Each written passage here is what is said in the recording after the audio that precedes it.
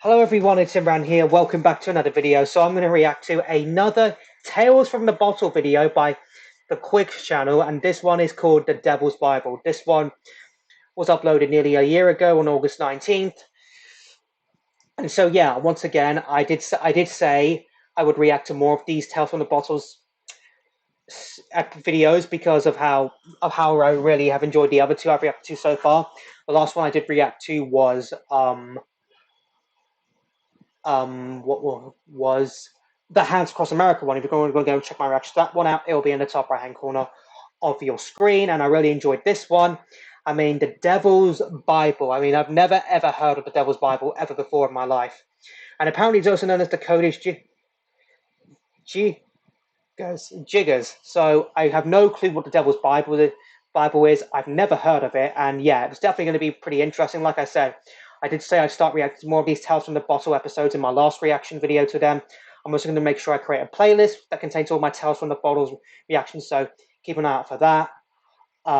Yeah, looking forward to be seeing what history I'm going to learn today. Because like I said, these Tales from the Bottles videos, they really give you a sight into history, they do. So yeah, can't wait to see what this Tales from the Bottle is all about. Links to the video I'm reacting to in the description down below as always. So without further ado, let's just get straight into this.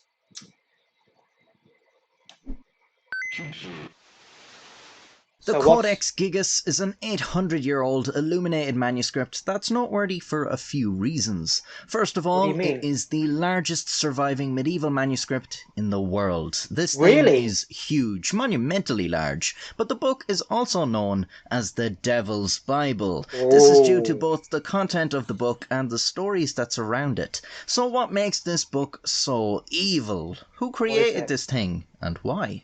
The Codex Gigas was created in the early 13th century in a Benedictine monastery in Bohemia, Okay. which is now a region in modern-day Czech Republic. It's Oh, 36 inches long, 20 inches wide, and a little less than 9 inches thick. It weighs 165 pounds, or 75 kilograms. This means that oh. this book was heavier than I was in my early adulthood, although sadly this is no longer the case. The manuscript Yep. contains over 300 sheets of vellum made from 160 sorry donkeys. That means the Oh, pages poor cover a donkeys. total area of roughly 1,500 square feet or 140 square meters. So this thing Oh. is pretty big.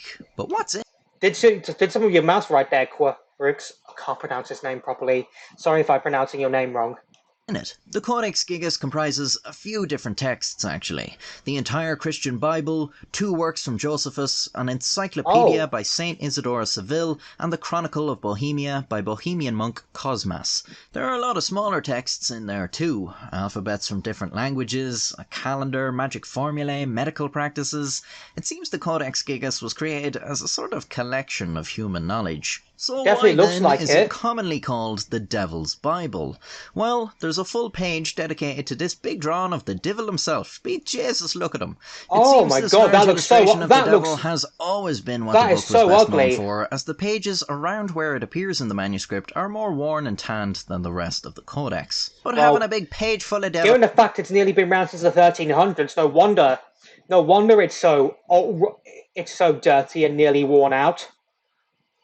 Oh, I can't believe it actually survived isn't the that long. only thing that gives this book a dark and creepy nature. A legend surrounding the book's creation and how the devil came to appear so prominently is also pretty spooky. Now, this legend was already recorded in the Middle Ages, so it goes Yep. back a long time. According to the legend, there was once a monk in the monastery who had broken his vows and was sentenced to be walled up alive. The monk pleaded for his life Oh, and promised the other monks that if they gave him just one more night to live, he would create a glorious manuscript of all human knowledge in exchange for his freedom.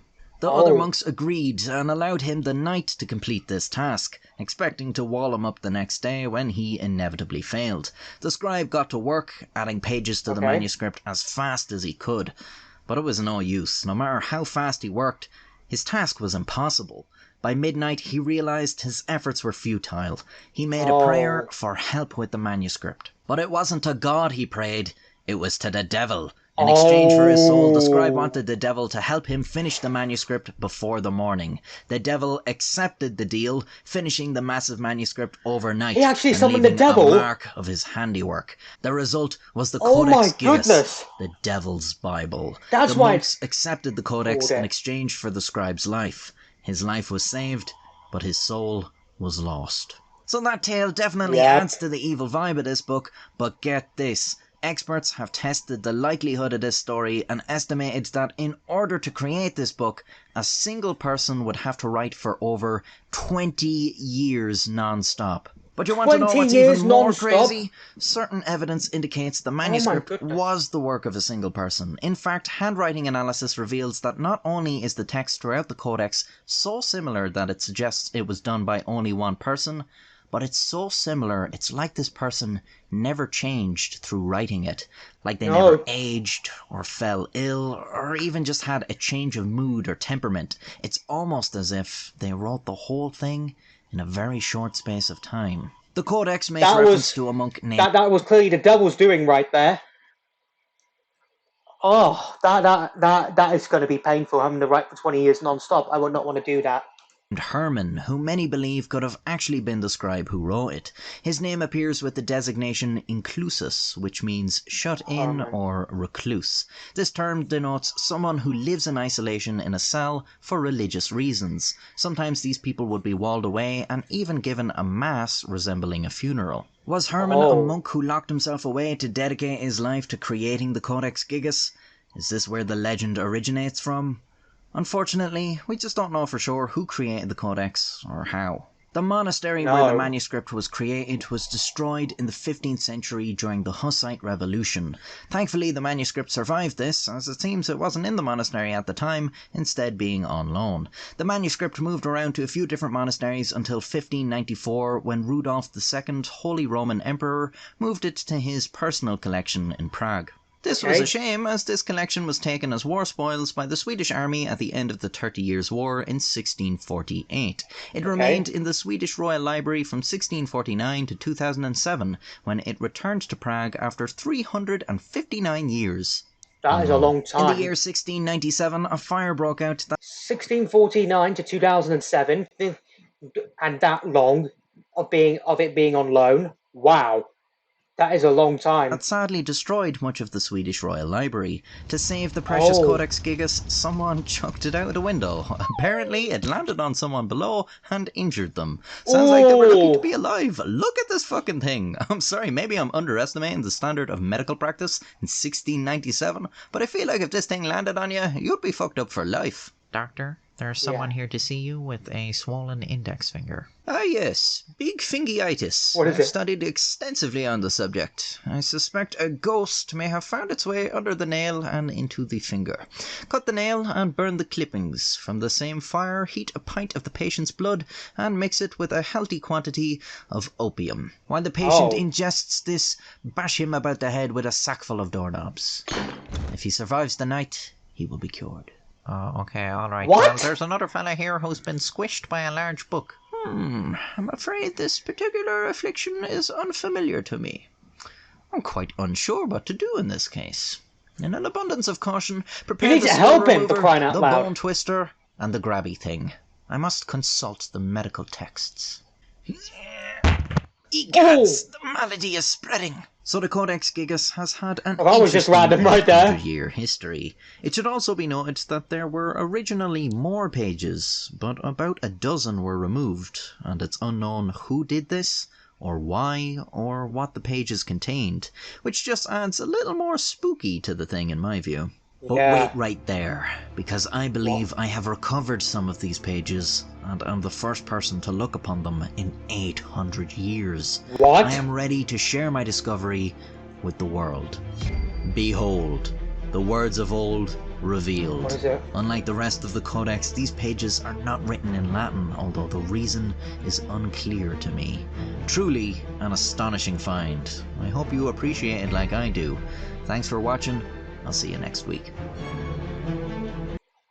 Does he actually know something about the Devil's Bible, or was he just playing around with our minds right there? If he does, then I would really want to know. Holy cow! So that's why it's called the Devil's Bible. So basically, what happened was someone was going to be sentenced to death by being bricked up alive. Um, he begged that someone to write him a few things to save his life. They allowed him to do it. He summoned the devil, and just like that, it was all done. Was it the devil that actually wrote it, or was it just someone else? Because it would take 20 years non-stop to write that whole Devil's Bible.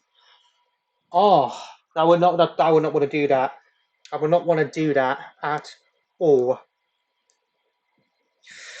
So that's why it's called the Devil's Bible. So no wonder it gets called spooky, because no one knows who did it.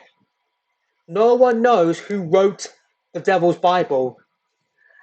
Oh my goodness! I sometimes question why I'm watching this Tales from the Bottle series, but you know what? It's something new. It's just something different on my channel. It is, and yeah, I've got nothing really else to say. But I wonder if Quiggs actually does know something about the Devil's Bible. If he does, then I would love to hear what he knows about it. So yeah, I've got nothing else to say right there. So I hope you all enjoyed this video. If you did, hit that like button for me. Let me know in the comments down below what you thought of this video I reacted to. I mean, it was kind of a creepy tale, I'm being in all honesty, but I guess we'll never know who was able to write that Bible so quickly. And also let me know in the comments down below what other videos you want me to react to next.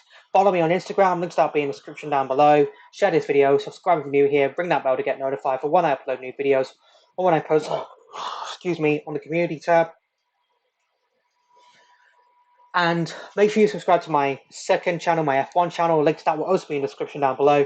It's the Formula 1 Canadian Grand Prix tonight at 7 o'clock. So I'm obviously going to be posting about it on my Instagram and on my second channel on the community tab.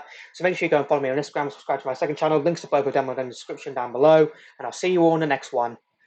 Bye!